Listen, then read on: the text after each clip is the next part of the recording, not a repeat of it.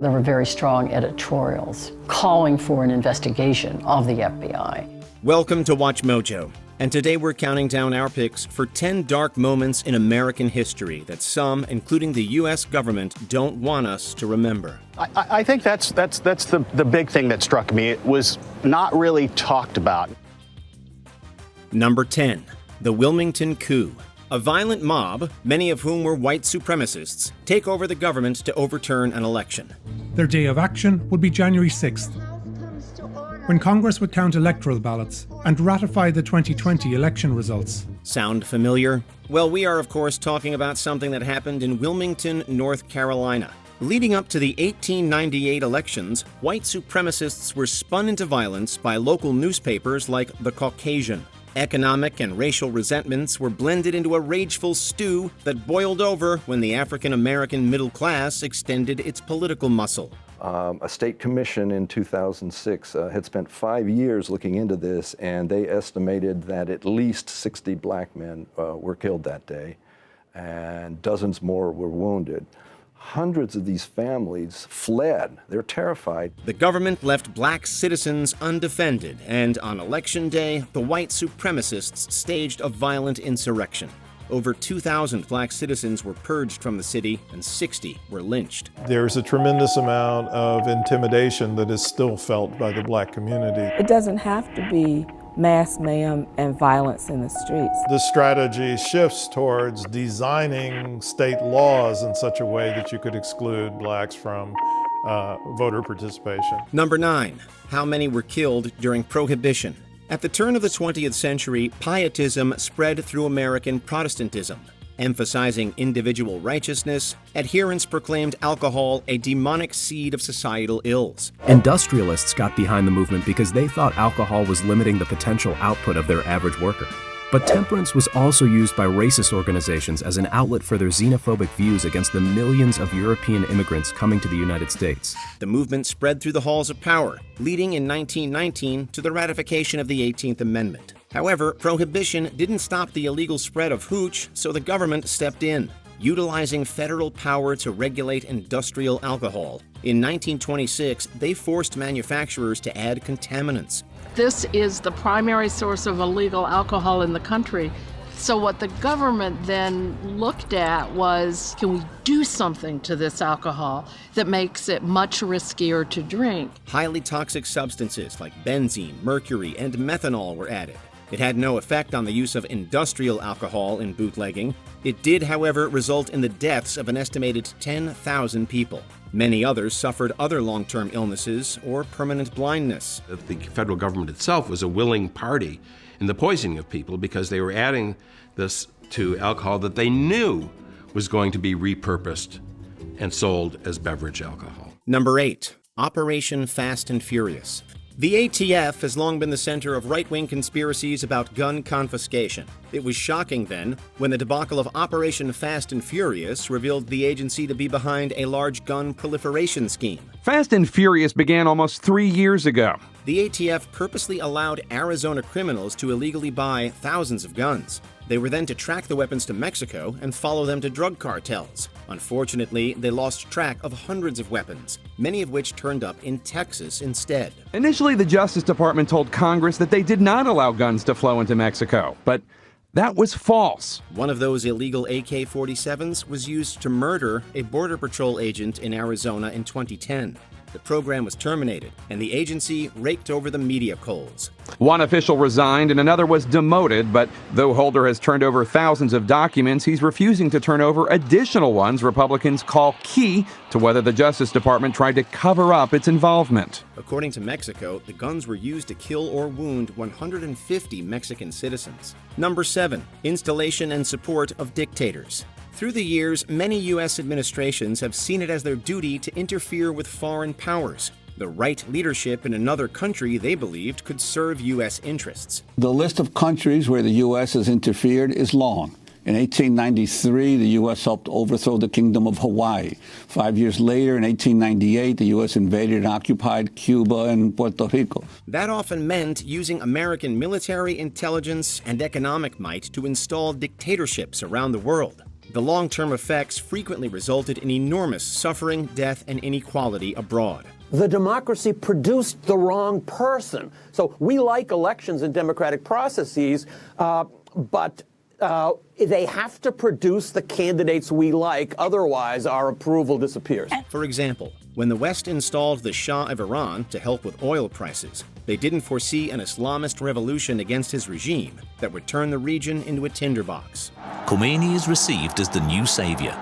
No one has any idea of the consequences which the Islamic Revolution will have for the Iranian state. Savage dictators on every continent, men like Batista, Somoza, Marcos, Mobutu, and Pinochet, owed their rise to U.S. interference. The reverberations and suffering are still felt today. Number 6, the Tuskegee Syphilis Study. Government-sponsored dehumanization is a horrific thing. Few modern examples in the U.S. are as egregious as the 40-year Tuskegee Syphilis Study. The CDC and the Public Health Service approached hundreds of black men in Alabama in 1932. Free blood test, free treatment by county health department and government doctors. You may feel well and still have bad blood. Come and bring all your family. Most of the 600 were poor sharecroppers who entered the study without informed consent. 2/3 of the men had syphilis but were never informed. None of those 399 men were told they had syphilis. None of them were treated with effective panaceas. None of their families were ever warned, and none consented to take part. Instead, they were given placebos and monitored for decades to study the disease's effects. Hundreds of them died without knowing they were ever sick. 40 transmitted the disease to their wives, 19 to their babies. It took a whistleblower to reveal and end the program in 1972. Congress investigated, and victims were paid around $10,000 each in compensation. Number 5, the Sand Creek Massacre. Modern-day Colorado evokes images of hippies, legal marijuana, and winter sports. Once, though, it was home to the Arapaho and Cheyenne peoples. In 1864, the 3rd Colorado Cavalry, under the auspices of the U.S. Army, attacked a native village at Sand Creek. At dawn on November 29th, Shivington and 700 men attacked the peaceful village of Sand Creek. The massacre would last for hours.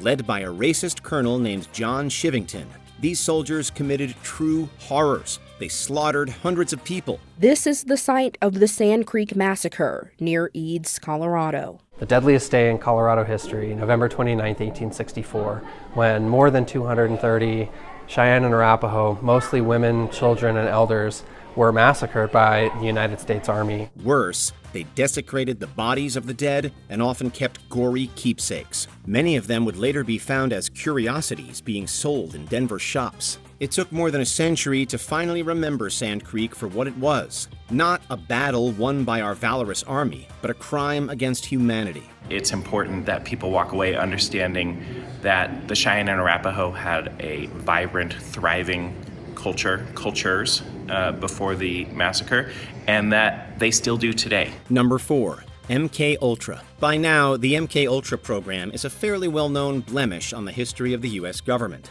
At the height of the Cold War, the CIA spent 2 decades illegally experimenting on private citizens without their consent. In the early days of the Cold War, the CIA ordered the creation of a secret program intended to find ways of mind control. Both Americans and foreign citizens were subjected to biochemical and psychological experiments. Volunteers, students, and even customers at government-run brothels in San Francisco were dosed with LSD. It was the most secret program ever conducted by the CIA in the United States. Patients at psychiatric hospitals, prisoners in federal institutions, and even people in the public were given drugs without their awareness. Heck, the agency even dosed their own employees. Meant to discover truth serums, interrogation techniques, and sleeper agents, MK Ultra destroyed hundreds of lives. Subproject 68 in Canada, for example, saw a doctor forcing medical comas on patients just seeking psychological therapy. The program was so politically toxic by its end that the CIA director ordered most documentation destroyed. During those hearings, the CIA finally admitted that this program existed. They admitted that it was probably not the right thing to do, but they feigned innocence. Number 3, Cointelpro. Longtime FBI Director J. Edgar Hoover saw the civil rights movement as a communist-adjacent threat to American power. He created the Counterintelligence Program, aka Cointelpro, to empower FBI agents to surveil civil rights leaders and infiltrate and undermine their organizations. Secret FBI memos made public today show that the late J. Edgar Hoover ordered a nationwide campaign to disrupt the activities of the New Left without telling any of his superiors. The program was a bipartisan 15-year effort spanning 4 presidencies. The program targeted the Black Panthers in particular to devastating effect. The FBI aided in the assassination of Black Panther leader Fred Hampton in 1969. With help from an FBI informant, Chicago police raided the apartment on the city's west side, killing Hampton and Mark Clark and injuring several others. They also destroyed the organization's popular Free Breakfast for Children program. Thanks to a coordinated disinformation and crackdown campaign by the FBI and local police, the program was destroyed. The FBI labeled the party a black nationalist hate group, using its counterintelligence program, Cointelpro, to try to disrupt the organization from within. Number 2. The U.S. covered up the war crimes of Imperial Japan. American history portrays the U.S. as the great heroic force that took down global fascism in 1945. While that is true, it ignores the dark and secret aftermath of the war. With Operation Paperclip, the U.S. competed with the Soviets to repatriate top Nazi scientists and intelligence officials. In the years following the war, the U.S. military's Project Paperclip brought more than 100 German scientists and engineers to America. Even worse occurred during their occupation and rebuilding of Japan, as the U.S. government learned about Japanese atrocities during the war. Japan's Unit 731 in particular was a factory of horrors. Unit 731 was notorious for experimenting on live humans in order to develop biological weapons. They conducted many illegal human experiments on Chinese and Russian civilians and POWs. Evidence of their biological and chemical weapons tests were classified by the Americans, and perpetrators received pardons by the U.S. government. Thousands of deaths were covered up. It's rather difficult to find evidence of the crimes or investigate the historical truth. We have long been searching for victims in China, but their words are only part of the evidence. Before we continue, be sure to subscribe to our channel and ring the bell to get notified about our latest videos. You have the option to be notified for occasional videos or all of them. If you're on your phone, make sure you go into settings and switch on your notifications. Number 1. Tulsa Race Massacre. There was a thriving African-American community in Tulsa, Oklahoma, called Black Wall Street by many. The district was lined with black-owned shops, restaurants, 2 newspapers, a 54-room Grand Hotel, a hospital, and the Dreamland Theater, which would soon boast air conditioning. The summer of 1921 saw its demise at the hands of white supremacist terrorism. Mobs of white residents, many of whom were municipal officials, attacked their black neighborhoods. Black homes and businesses were put to the torch. Firebombs and bullets were dropped from the air. And he hears planes circling and sees roofs of buildings catching fire. And these are from turpentine balls, burning turpentine balls dropped from planes. 35 square blocks of the Greenwood district were destroyed. Hundreds were injured, many were killed, and many more were displaced. Many Americans had never heard of the Tulsa Race Massacre until HBO's The Watchmen, indicating a severe lapse in the educational system. Recent debates over controversial Florida education laws have brought a similar incident, the Rosewood Massacre, to the force. Within hours, that accusation ignited an angry mob. It invaded and attacked Rosewood. Burned it to the ground, and there were approximately 5 blacks killed. If America is ever going to live up to its ideals, it must confront and learn from dark periods of its past. Do you remember other events the government may want you to forget? Please share in the comments below. The surest way to becoming not a great country is to disregard the facts. And this Project Unum is a way to curate the facts of our past. Check out these other clips from WatchMojo, and be sure to subscribe and ring the bell to be notified about our latest videos.